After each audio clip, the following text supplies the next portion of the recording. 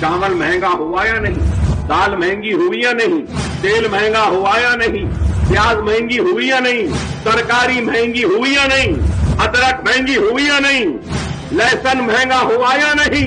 सवाल ये है, जब कीमत बढ़ रही है तो पैदा करने वाला एहतजाज क्यों कर रहा है? किसान एहतजाज क्यों कर रहा है? किसान खुदकशी क्यों कर रहा है? महंगाई क्यों बढ़ रही है?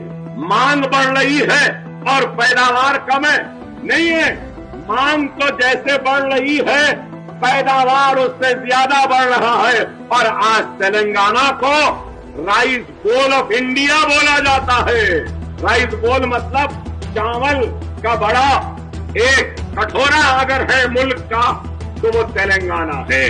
तो तेलंगाना में चावल सबसे सस्ता होना था ना, क्यों नहीं है फिर?